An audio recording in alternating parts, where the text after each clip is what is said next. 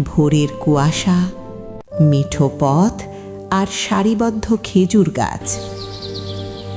মাটির পথে ভোরের সূর্যকে সাক্ষী রেখে শুরু হচ্ছে ভিলেজ ম্যারাথন 2026।